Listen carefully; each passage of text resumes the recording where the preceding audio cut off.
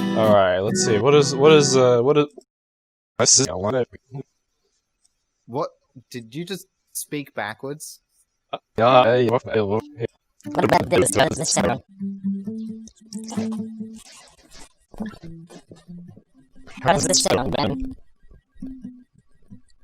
need you to come away from the event horizon, Nick. You've gone too far into the black hole. What about this one? How does this one sound? It sounds like you're a robot with a cold. Oh. You sound like the purple from outer space. What does this one sound like? It sounds like Bart. That's funny. That's funny. Yeah. What is that? This one? How does this one sound? Sounds like there's more than one of you, which is enough. Because I don't know what these sound like, so it'll be really funny if I fix it up in the experiment on me or audially. Oral. What about this one? Do it again. Hello, my name is Jeff. I don't know how to describe that. It's changing the pitch, but it's all like What's for breakfast, Dad? Say Speen. Speen. Speed. Speed. Speed. That's it. I think that must be how. Alright, how do I? Okay, I turn it off. My name is Genome Soldier, and I like to spin. That's good.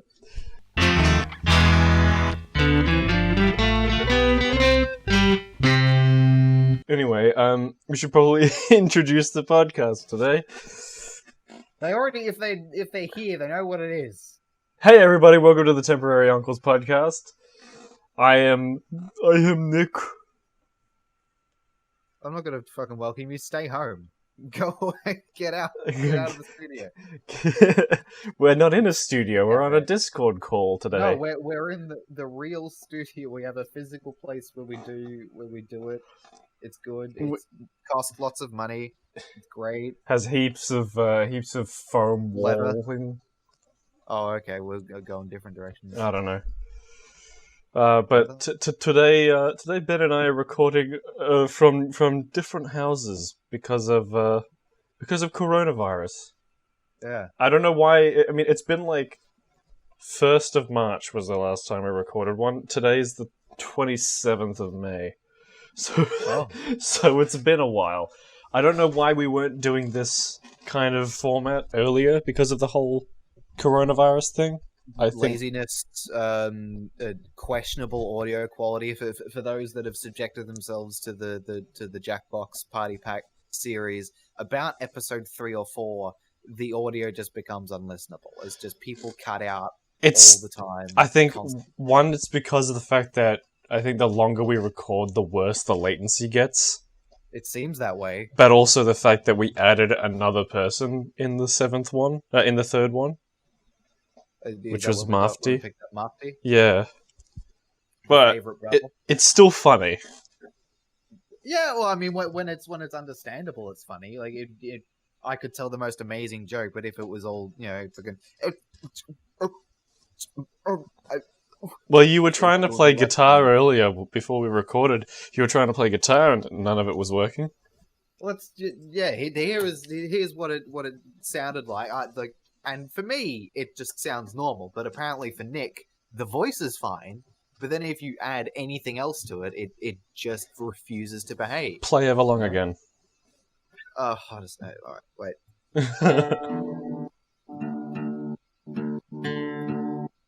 Yep. It just keeps cutting out. It's I don't know why.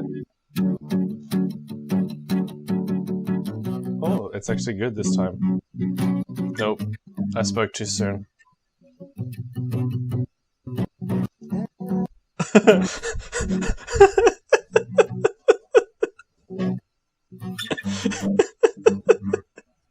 Why are you laughing at my performance? Because I can only hear like half of it. Fucking listen to this. So, anyway, because of this whole coronavirus, COVID-19 isolation thing, everything has been weird recently, hasn't it? Wouldn't you say?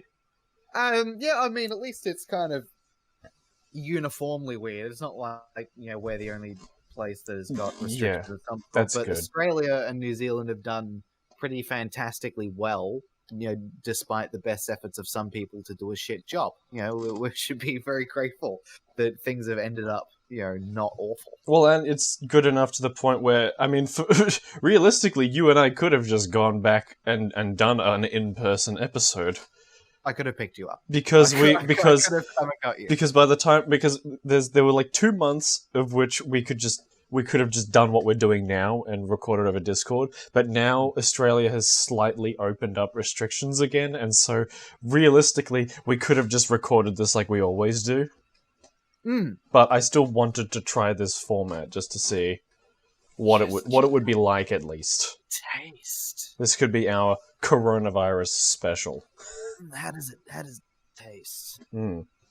And speaking of those people who were like, all trying to ruin it, we had quite a few people at work who were just like completely unconvinced that this was a legitimate threat to health and stuff.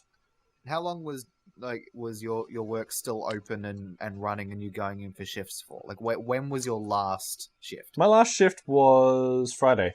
We haven't closed at all this whole time. Okay, yeah. And my shifts are basically the same as they've ever been. If anything, I've gotten slightly more shifts. Ooh. Just because, for some reason, people hear the phrase "stay inside" or you'll get this virus, and that they think it means, go out and buy more things. Because I think we've been more busy during this coronavirus than we have been since, like, Christmas. Well, I suppose everyone wants to stock up on whatever so they can sit on their ass and... But I mean, like, consistently busy. Like, people have taken the phrase "stay inside" as an invitation to leave their house more often. But but the thing is, that's only from where I work, because on the road, it's perfectly fine. You can see the restrictions worked when you just look out at the traffic near where, like just on the roads that I take to get to work. But when I'm at work, for some reason, we just have more people coming in than we normally would have. Although, to be fair, my section, which is I just work in the DVDs, that's been about the same.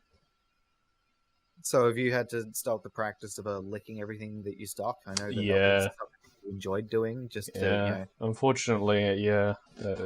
Missing out on a lot of crucial elements of work now. A lot of tasty spines. I don't get to put things. I don't get to put things through my butt crack anymore either. Oh, so have you stopped taking card payments then? I thought that was how you did it. Is you just No. We've been taking more card.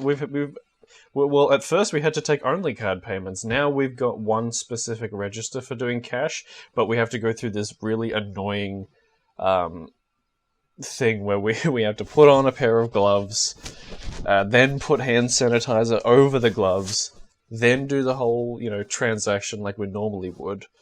It involves a rain dance, and then take off the. Well, no. Then we have to wipe down the register and the drawer and all that, and then take the gloves off, and then wash our hands. Store the notes between your buttocks, pull your pants up, and then carry on with the rest of your shift. But at least we only have the one register where we have to do that. It would be very annoying if we had to do that for every single register if people wanted to pay cash. So now, do you give people a look when they open their wallet and try to give you cash? We do say I do tell them we prefer to take card, but if they can only pay cash, of course we'll have to do that. But yeah, and plenty of people are just like, oh yeah, that's fine. If it's that big a deal, I'll just pay card. It's much quicker.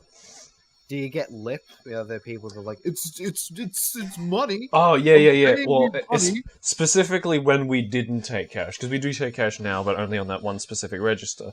When we didn't take cash, which was in the earlier, like, month or two Early of this 1970s. whole pandemic, there were plenty of people who were just like, "Oh man, you can't do this. I'm paying you money. You can't just refuse to take my money. That's illegal." And we had one guy threatened to sue, and he spouted all this stuff like he was one of those conspiracy theorists who doesn't believe that the moon is real.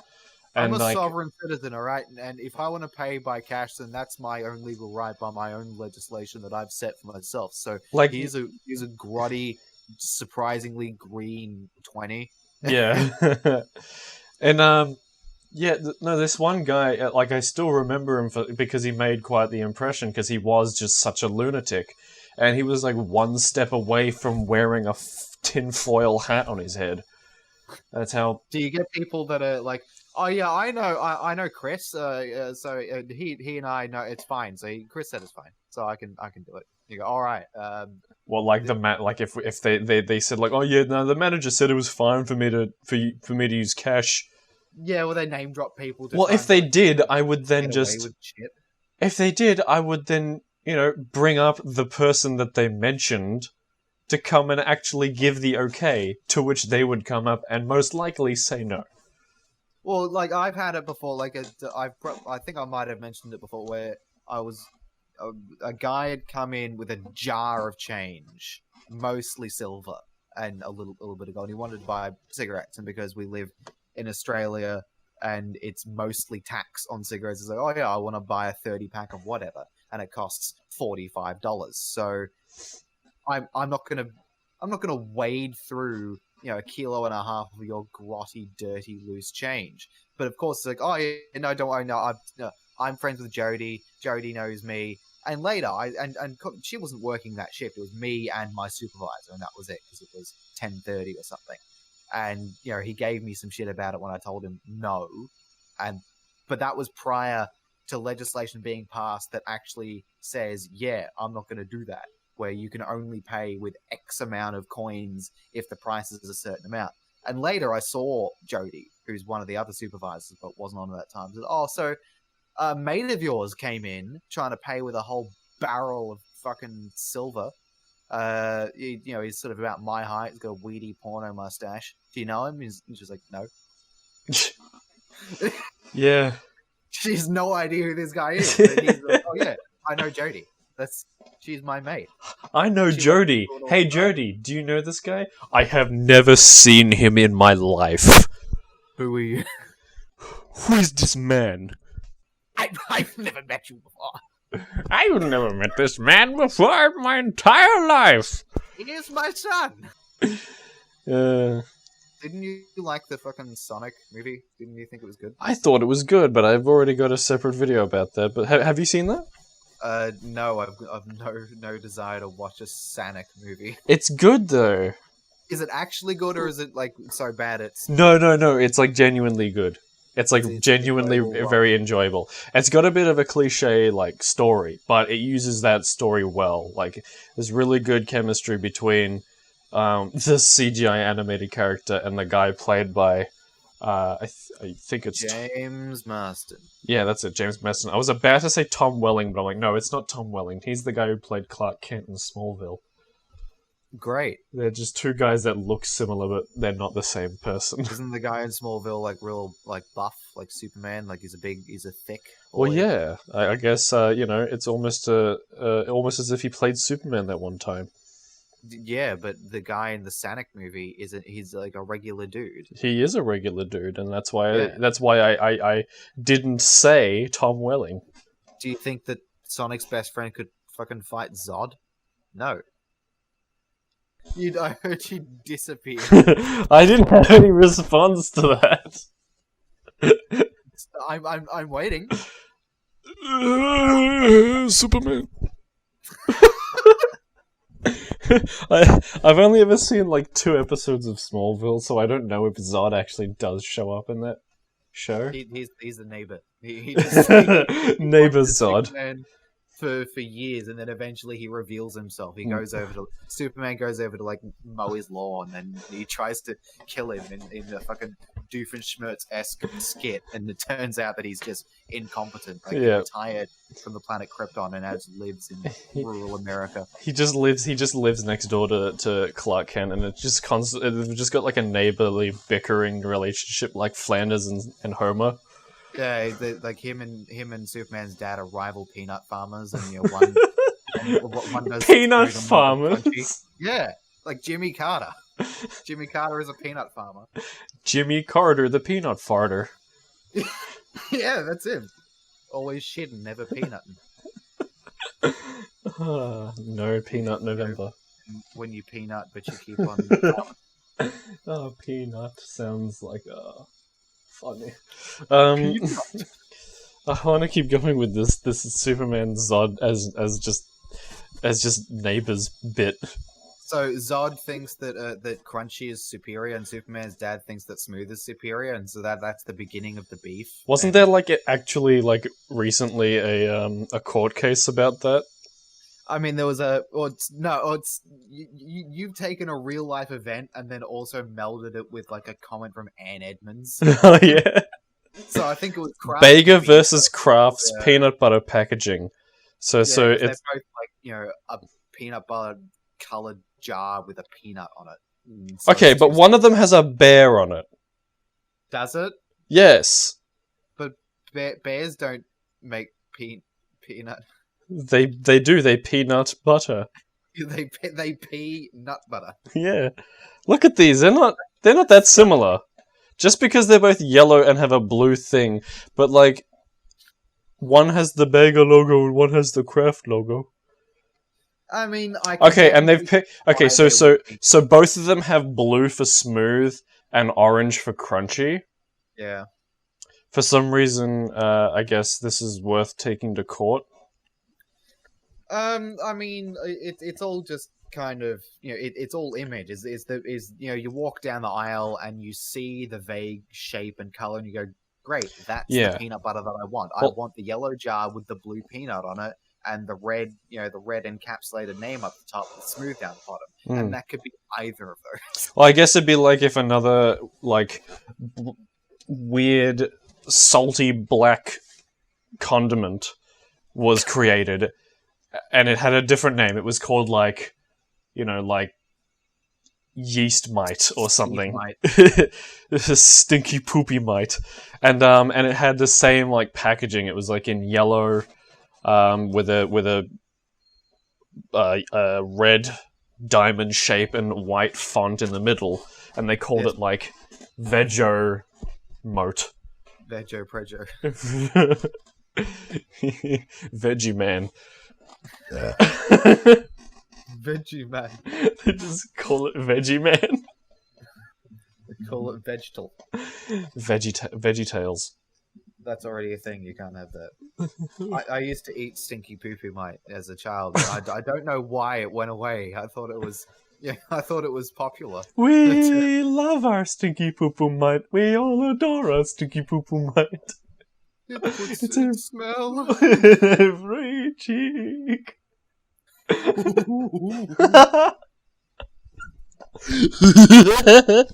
So how come you didn't go to school for PR? I think that you could have done well.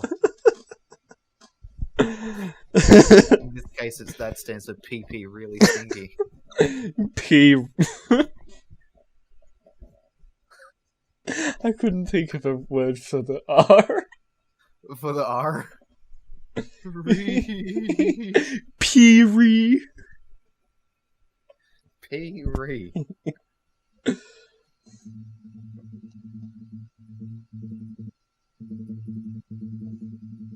So yeah, anyway, like Superman's going about his day, and he runs over Zod's lawn. He takes a chunk out of it, and so then Zod fucking telegrams or fucking smoke signals Superman's dad, and he's like, "Your son scuffed up my lawn. He needs to pay for damages for crypto. I mean, my lawn."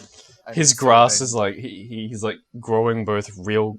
He's got a secret kryptonite garden in the back, and Superman calls the cops on him.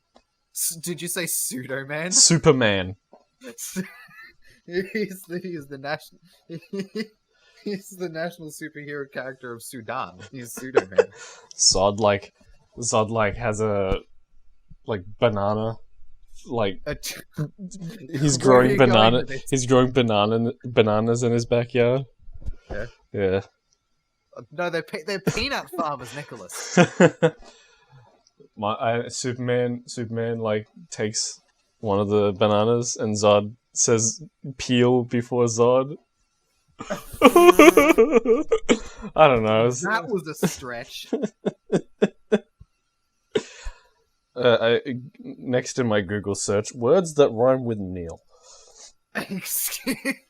With rhyme with Neil. Oh, right. Okay, sorry, it cut out. All I heard was words that rhyme with Nick. What do you mean? Trigger. What's a nickel pickler? Mm-hmm.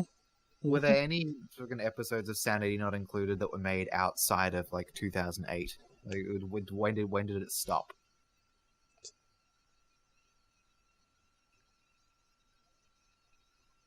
Hello? Yeah, I'm looking it up. Oh, okay. Every time I hear, I receive stunned silence. I'm afraid that the internet shat itself. We lost the whole thing. I think they deleted all the original episodes of Sanity Not Included. Damn. Like Machinima went down the toilet or something, and so just heaps of stuff. Machinima lived long enough to become the toilet. Still trying to figure out when the hell... I can't find any thing that just has the original dates of when the first series came out. Ooh. Thank you, Papa. I have just received 2 packages, and I think I know what they are. So why don't we just do a fun little live unboxing with no video? I've got a package coming in Wait, the next I think 5 days. I'll turn on my camera for the sake of this. It'll be funny. Hit your fucking face. Yeah. So I've got this one here. Don't mind the Collingwood stuff in the back. That's not mine. You're gonna include a visual element to this? Well, I mean, the podcast has a video element to it anyway. It's just that most of the time we don't actually use it. It's just, for the sake of audio. This is a really poorly done package. Do we have any scissors in this room? I've got some pliers. Is that gonna? No. I've got my scissors. Okay. Okay, so my first package. Show you little the movie. What is it? Dope. What is that?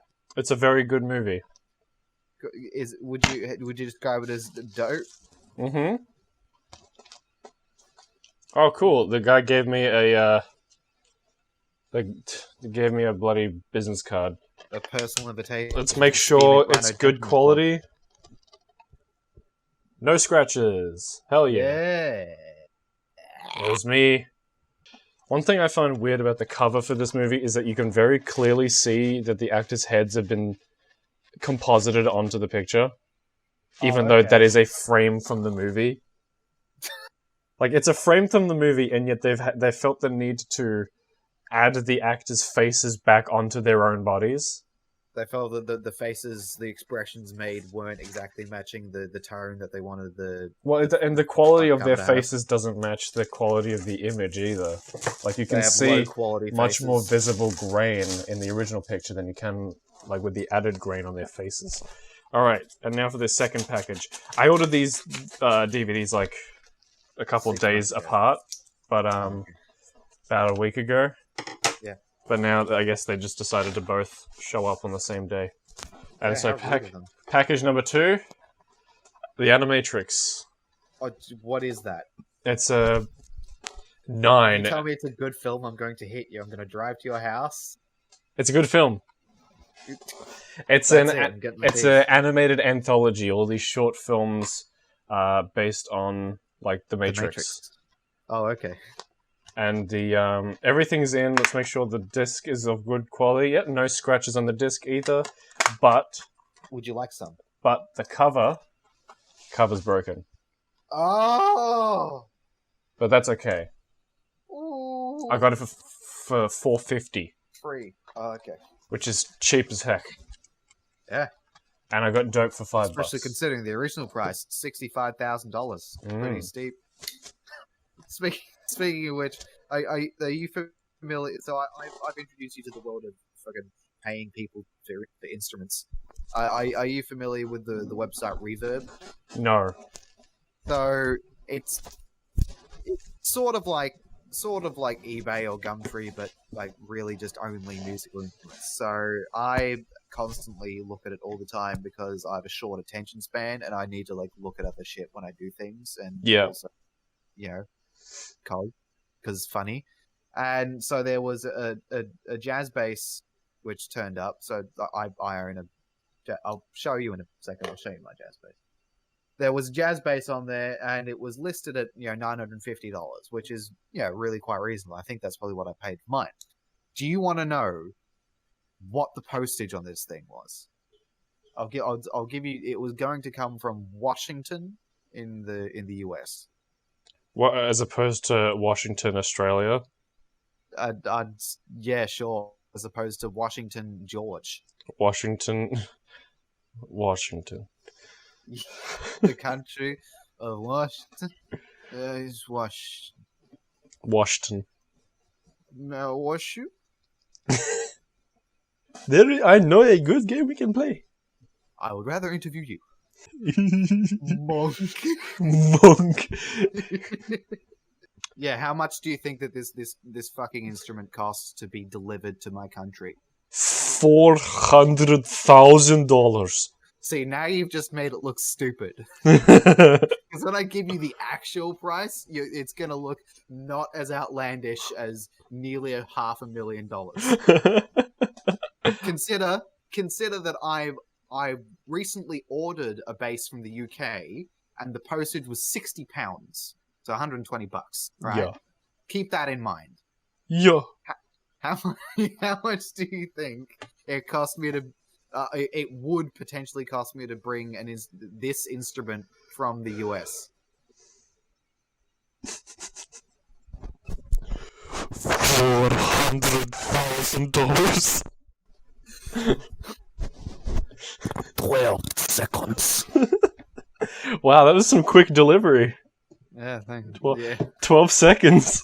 That's why it costs so much. You have to hire a US Army jet. Why the Army have a jet? A US Air Force. US Army boy named Jet. Yeah, it costs that much to borrow the. How much did the bass cost, Ben? Well, the bass cost $950, but the delivery about $350 was listed at $15,000 to get it delivered. Yeah, I take it was a mistake because the next day I had a look and it wasn't there anymore. So I have a feeling that people that they were reported or they realized they were a mistake because everything else is like I mean, especially when you consider how cheap the guitar was. $9.50 is pretty damn good for a guitar. They're practically giving it away. It's like if you ever see pianos listed on Gumtree and they're nothing because they just want it out of the house. This is like I'm constantly hitting my toe on it. My kids are getting locked underneath the fucking cover for the keys, and I can't find them, and they're just in the piano. I need you to remove this. I'll give you money if you take it from me. Cool. Thanks. I'm glad you like. Sorry, I zoned out for a second. I don't know why.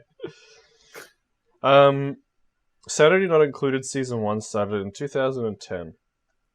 Oh, wow, really? Season 2 was 2011, Season 3 was 2012, and Season 4 was 2013. I think Season 4 was the one without Lyle. Oh, alright, so they did like a Python thing where, one of the lead writers just leaves. Well, he was also one of the lead voice actors, too. Well, yeah, he was one of the 2 people in the show. Yeah. Apart from, the necessary sex appeal that was in it. they're always kind of drawn like, I don't know, gelatinous. The way that the girls move, just like everything shook in a really weird, like overly fluid, fucking boobies kind of way. Yeah, no, it was hot.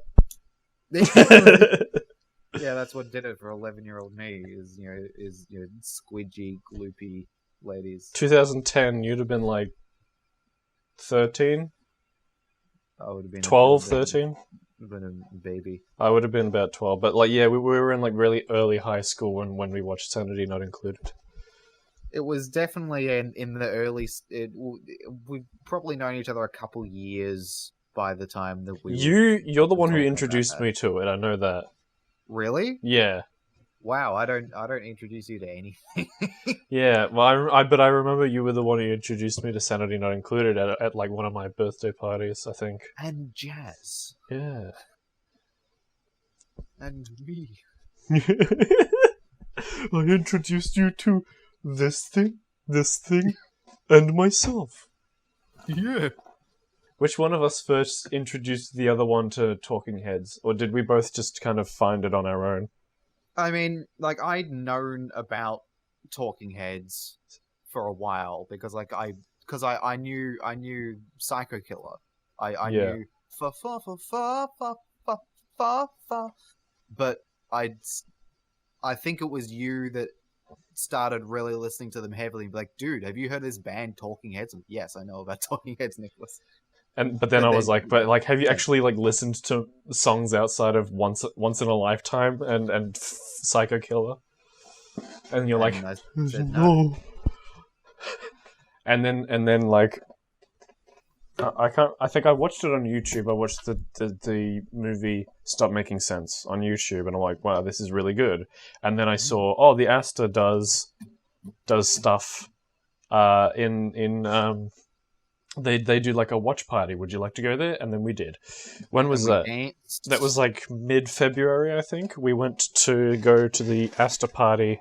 The Asta Talking Heads Stop Making Sense dance party. And it was epic.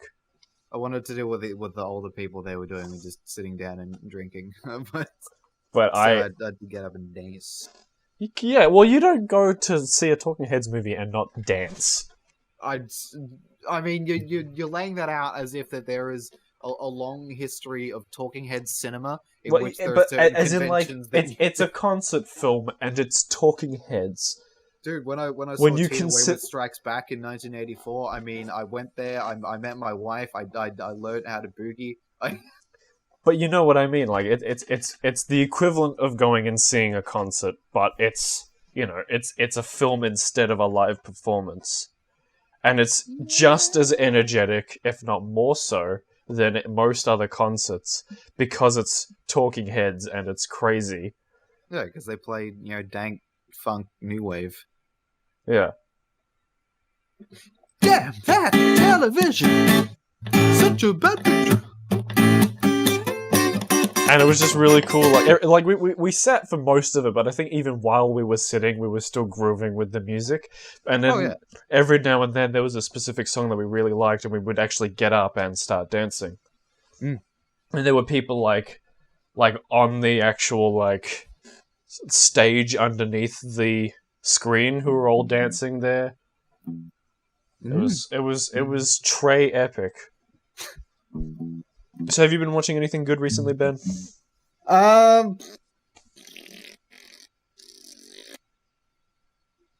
that answer your question? Yes. Thank you very much. What about yourself? What have you gazed upon? What are you poised to segue into? Other than movies, I've been watching the TV show Community. Well, I finished it. I watched the show Community. Yeah. Which is really funny. Yeah, it's good. Chevy Chasse. Have you seen any Community? Probably like tiny bits and pieces. Cause I think Dylan had watched it, so if I walked into the room and he had it on, then yeah, I'm like, oh, look, it's the good kind of walking into the room and seeing him watching something, not like the bad kind.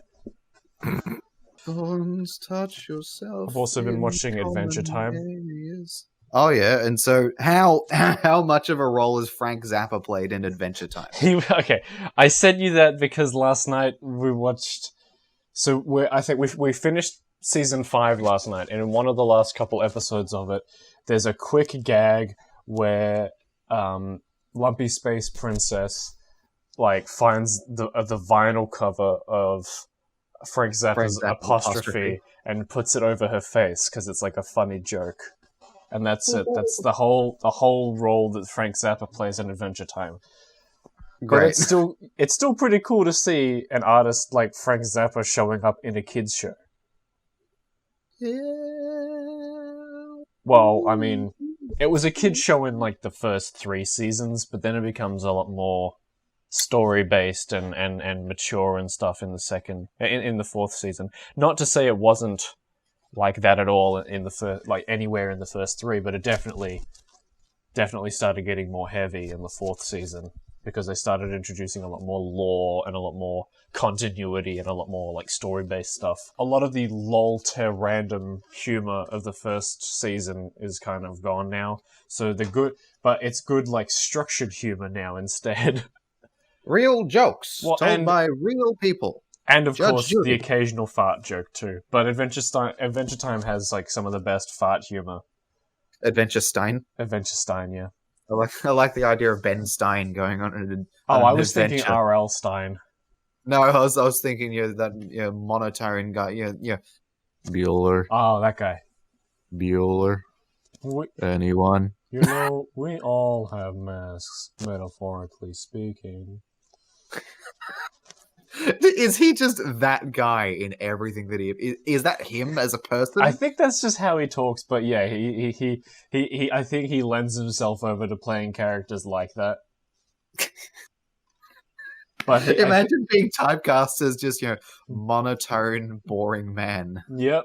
Well, I mean, there are people who just have that typecast and they own it, and then they're just good at it, Yeah. There are some, and I'm not just talking about actual actors. I mean lead actors. I'm talking specifically about actors who do the same kind of supporting role, and they're almost famous in their own right because of the fact that they play the same character in everything they're in. I mean, yeah, I'm trying to think of a good example. The first one that I thought of was Adam Sandler, which doesn't fit into it, but I think that's just because he writes his own movies. So if he wants to, he produces his own movies. Does he write them? Well, I think that he is certainly heavily involved in most of them. I think that he wrote Billy Madison and Happy Gilmore. He wrote. He just wrote himself as young goofball in both. He does write a lot of his comedies, but not all of them. So a bunch of stuff, and I guess also he's credited as a writer on Goldman versus Silverman. What? Right, the Safdie Brothers short film that they made after they did Uncut Gems. The first thing I thought of was a tiny man slaps big man, which shares its 3-year anniversary today, apparently. Where? Yeah, I can't remember if I went back and commented something dumb on the video years later, or if I just imagined that I did. Let's see. Wow, this video's got 2.3 thousand views. That's a strange way to phrase that. I usually when you hear point, I'm expecting million. You don't have a comment on this. Oh, do really? It now.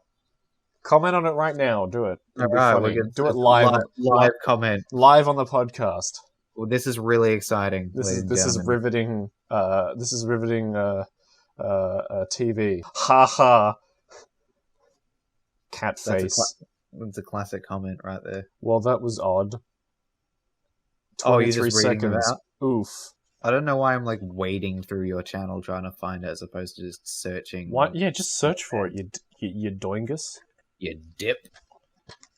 You dipstick. Small man.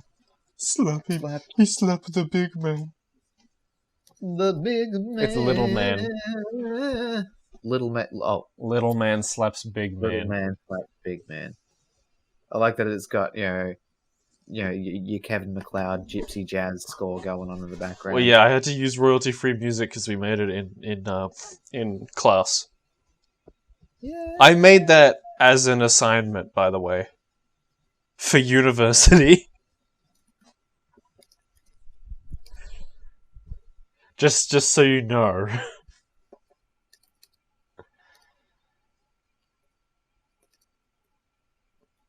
There we go. Live comment. That happened. Wow, thanks for reading it as you typed it. Really the benefit of a live comment, I thought you just wanted me to be here while I was doing it. We're recording an audio-based show. No one knows what you're typing unless you read it out. Well, I posted it so they know now! Okay, so now I have to try and find the comment. It hasn't shown up in my inbox yet. See, the fun is you finding. It hasn't shown up in my inbox yet. Well, then refresh. I am refreshing. You smell? Let's just go into the video and see. Oh, here we go. 5 comments. I know the small man. He is that tiny in real life. He crawled inside of me. He crawled inside of all of us. Praise be. I'm gonna pin that. I'm gonna pin that comment. Pin me. I love the blood-curdling scream sound effect that I chose.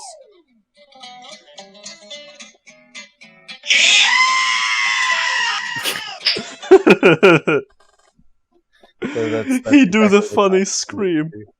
That's it. That's the funny scream. Where did that even start? Like, where was it? Is it with the Monster Mash? I think the funny scream was just a joke that manifested itself. But do you know when the first mention of funny scream was? I have no idea. Because The first recorded funny scream in history. Did you search that? No. Should I? Yeah. Okay. I want to know when the first person to The funny first scream recorded funny scream. Play it for me. I want to hear Can't it. be bothered. This is the first result. Wait, play that again.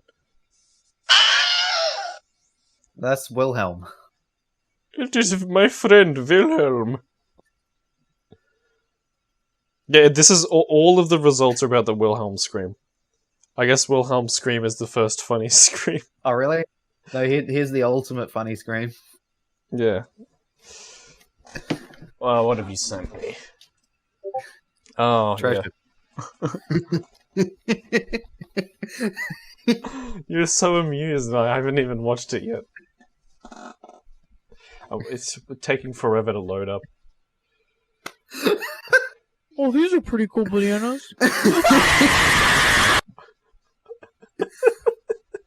I'm a I simple love man. that video so much. I'm so glad that I showed you that video because you derive so much enjoyment from it. Yeah, that's right up there, right up there with you. You're ugly. You're disgusting. Disgusting. I'm gonna kill you. Give me $200. You're ugly, you're disgusting, I'm gonna kill you, give me $200. No.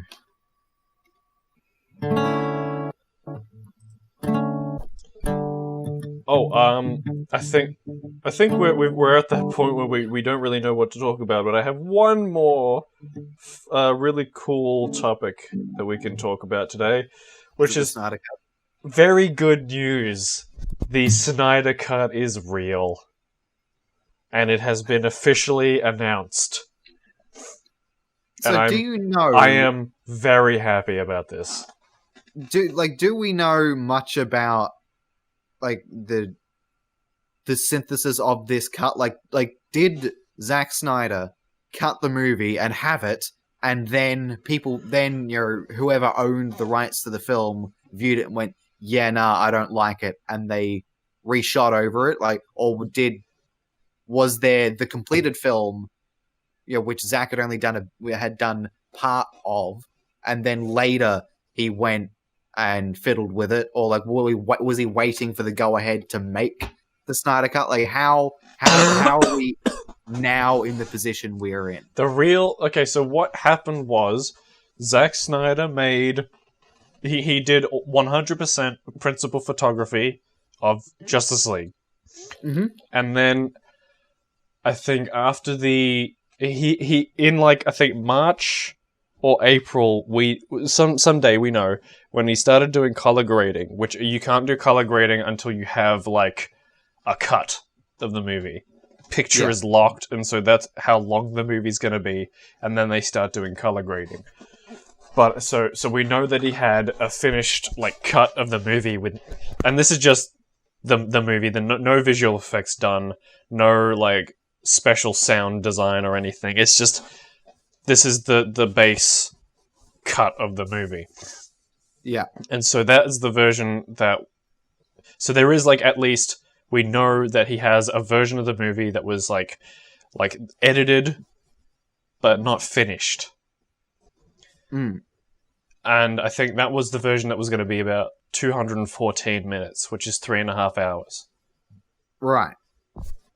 And at this time, while at that time when the color grading was done, he was still on the project. He was still on the project. Unfortunately, his daughter passed away. Mm. And I think Warner Brothers just used this as an opportunity to get rid of him. Right. Rather than, just like saying, hey, we don't... What basically happened was, I think they were too intimidated by the kind of film he was making, because it wasn't general audience friendly. It wasn't going to be just like another Avengers movie or whatever. And they weren't enthusiastic about the polarizing reception that Batman v Superman had. And they didn't really want to spend $300 million on a 3.5-hour movie that wasn't going to do... That was very likely going to be quite polarizing, and possibly, because of the fact that it was 3.5 hours, it wasn't going to make as much money as, say, a 2-hour movie. Mm. And so they just fired him from the movie, basically, for lack of a better word. And they got Joss Whedon on to do about like a little bit of reshoots. Mm. Enough reshoots where he got rid of a good chunk of the movie. So it was cut down from 3.5 hours to 2 hours. Right. That's a good... So not only was it cut down, it was also reshot. It was like, a good chunk of the movie is reshot. And there are heaps of things online where you can find just comparisons between the Snyder Cut in the original trailer and the final version of that footage that was used in the movie, and how much of it was actually replaced. And even within scenes, going from shot reverse shot, going from a shot that was done by Snyder to a shot that was done by Whedon. It's very blatant in the scene where Batman talks to the Flash in their first scene together. It just cuts to a shot of the Flash that was very clearly done on a green screen with different lighting, and his hair is different. And he's like because of the lighting, his jaw looks different, and all that stuff. And there's the whole thing that Ben Affleck wasn't really in a great place when they did the reshoots, so he's not as fit as he was during pre-production. So Batman keeps fluctuating between fit and kind of chunky throughout the whole movie. Because some of it's Snyder footage and some of it's Whedon footage. Whedon footage, yeah. And I think okay. and I think there's the version that Zack Snyder wanted to release in cinemas, I think, was going to be 2 hours and 50 minutes. Right, so there was probably going to be a theatrical release by Snyder and also a director's cut. That was like 3.5 hours long, yeah. Right. Like what they did with Batman v Superman. Mm. Even though I don't think that at all benefited Batman v Superman. I mean, Batman v Superman made a lot of money because of the fact that the movie was only 2.5 hours and not 3 hours. But it's very much suffered in its critical reception because of that, because they cut out half an hour of the movie. Yeah. And so when the 3-hour version did come out, it got a much better reception. It's still quite divisive, but it's definitely a much more positive reception to the 3-hour version than there was to the 2.5-hour version. And the 3-hour version is regarded as the correct version of the movie. Like, if you haven't seen Batman v Superman, don't bother with the theatrical cut. Just watch the Ultimate Edition. I think you only showed me the Ultimate one, so I'm pretty sure you came to see the theatrical version with us in cinemas. I'm pretty sure you did. It was for my 18th birthday. Okay, I probably came then. Yeah.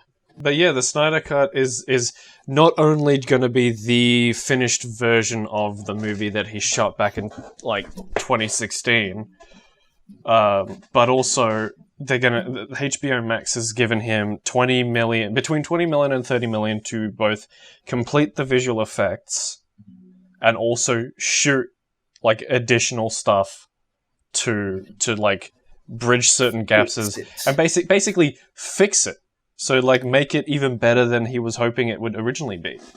And it's looking like this version will end up being closer to 4 hours or a 6-episode miniseries.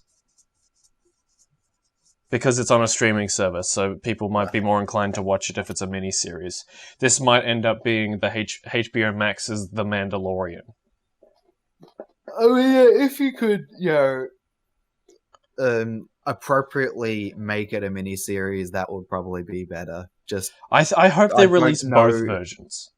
I don't think that you could keep people's attention for 4 hours. Even Ben, the Irishman isn't that long. I don't understand why you give someone a 10-hour movie and they won't touch it. Give someone a 10-episode miniseries, and every episode is an hour long. They'll binge the whole thing in one go.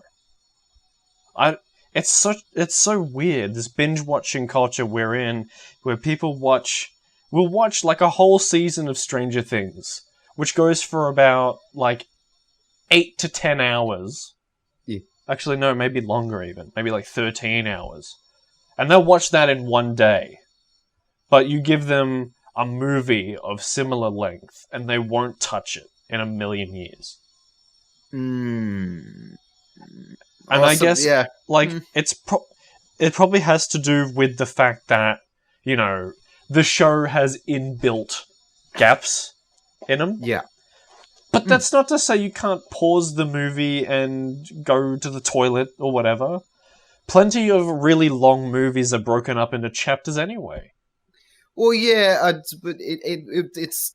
I would say that a mini-series is probably similar in structure to that of a novel, where in each chapter or in each episode, there's going to be 100 pages or 30 minutes of material that you got to keep in mind at one time, and then at the end of each of them, there will be some miniature climax. And of course, there's often an overarching plot. But you don't need. But with a 4-hour film, you need to keep 4 hours worth of, or at least it feels like you need to keep 4 hours worth of material in mind. The biggest difference between watching a 3-hour movie and a 3-hour miniseries is that if the miniseries is 3 episodes long, each of those episodes has their own individual beginning, middle, and end.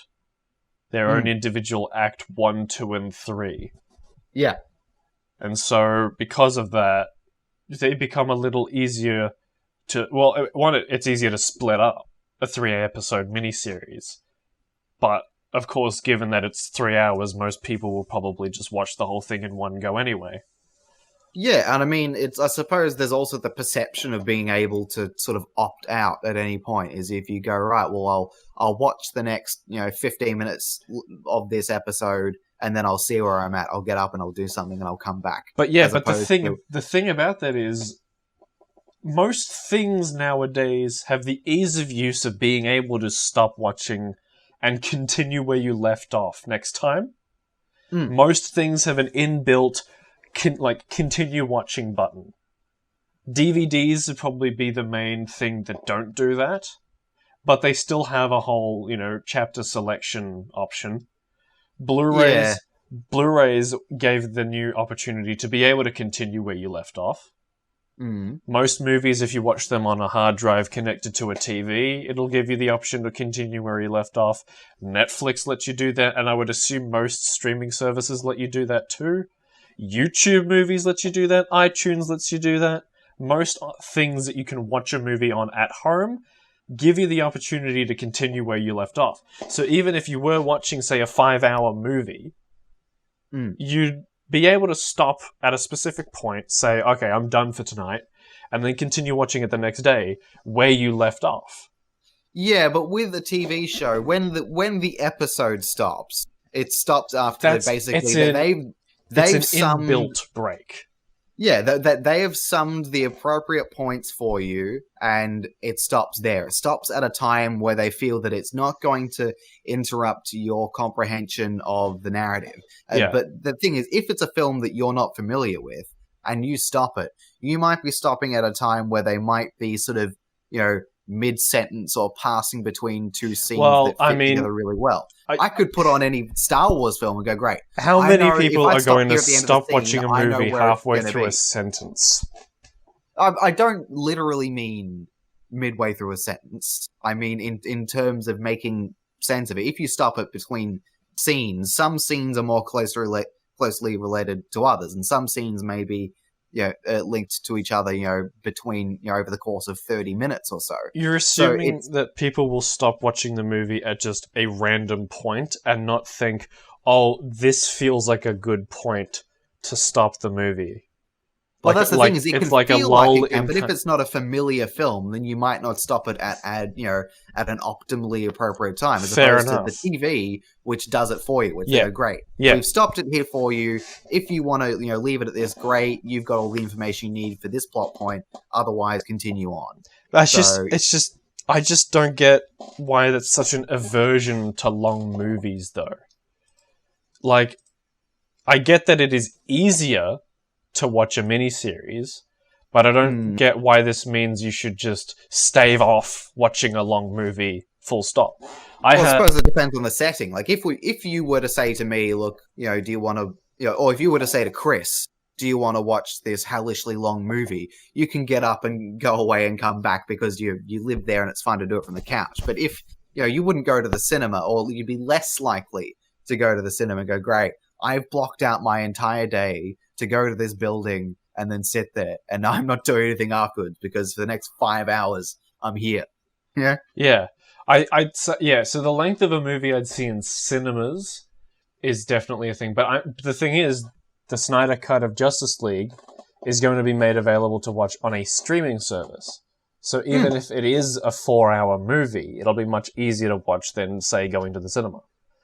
Yeah, well, I think that people that are going to be interested in watching the Snyder Cut or know what the Snyder Cut is at all are probably those who are motivated to watch this kind of thing, to watch a long movie, to watch a movie about. I just think it'll be a good idea for them to release both a miniseries and then a feature-length cut of it. So, release the 6-chapter miniseries, and then when that's done, if Snyder still thinks that it should be a movie and not a miniseries, then release a movie version of it that has the whole thing cut up. And hell, the miniseries might even just be longer. They did this with the... there are plenty of movies where they're just a long movie, and so because of how long it is, they cut the movie down to a shorter length, and then they release a miniseries version of that, which is longer. Or didn't you say that Twin Peaks, that's what happened with Twin Peaks, where they had possibly, like a 3.5-hour movie. They had, Twin Peaks wasn't cut into a mini-series, it was cut into 2 separate movies. Right. So Twin Peaks has, the 2-season TV show from the 90s, and then the movie Fire Walk With Me, which was originally going to be about somewhere between 3 and 3.5 hours. But the studio was like, no, David, that is too long. Cut it down. And so David Lynch cut Fire Walk With Me down to 2 hours and 15 minutes. Right. But then he still had heaps of other footage that he still wanted to use and was still part of the story. So in 2014, he cut together the deleted scenes into their own separate 90-minute movie called Twin Peaks: The Missing Pieces. I mean, surely he's at a stage where he's old and eccentric enough that they would just let him do whatever. Well, that's what season 3 of Twin Peaks was. It was just them letting David Lynch make an 18-hour movie, but it was cut into a series length. And that's the thing. A lot of movies and TV is basically blending together into one art form at the moment. Really, the only need to choose between one or the other is length. Yeah. And so, if you have a story that you think would be told better in increments over the course of 10 hours, but with breaks in between, then you choose a TV show. But if you think that same story could better be told in the span of a 3-hour movie rather than a 3-episode miniseries with no breaks and in one long go, then it would be better to choose a movie, obviously. But most of the time, visual effects and cinematic language and cinematography and editing and all that kind of stuff is becoming to the point where they're almost indistinguishable from each other. Which is why some like filmmaking journals and newsletters and stuff like that called Twin Peaks: The Return one of the best movies of 2017, despite the fact that it is an 18-hour TV show. Right. But because it's David Lynch and because it's so cinematic and experimental, people think, oh, this isn't television, this is just an 18-hour movie. Which is incorrect. It's literally a TV show. It was broadcast on TV. Transcends television. But TV is for some reason thought of as a lower art form, I guess. And I can see why, because just back in the days when movies were movies and TV was TV, there was a lot of difference in quality between the two. But now that you have something like Game of Thrones or The Witcher, which look like the Lord of the Rings movies or any other big fantasy blockbuster film, and then you have the quality of storytelling in shows like Breaking Bad or Mr. Robot, there is no real distinction between movies and TV other than length. Because even actors and stuff are showing up in both movies and TV. There's no such thing as a TV actor and a movie actor now, you know? Back there used to be, but there's not really that much of a distinction anymore. Well, I'm sure that it's getting blurrier. Yeah. The Royal Ocean Film Society has a very good video about TV and film merging. I think I may have sent it to you, but I'm not sure. Well, I think we've been. I think it's a good time to just call it there. You're a good time to call it there. Thanks, Dave. That's it for this episode of the Temporary Uncles podcast. Thanks for listening to these silly boys talk about nothing. Follow us on Twitter at Tempuncles, and send us a funny email at tempuncles@gmail.com. Goodbye, I need to drop a big to-do in the toilet.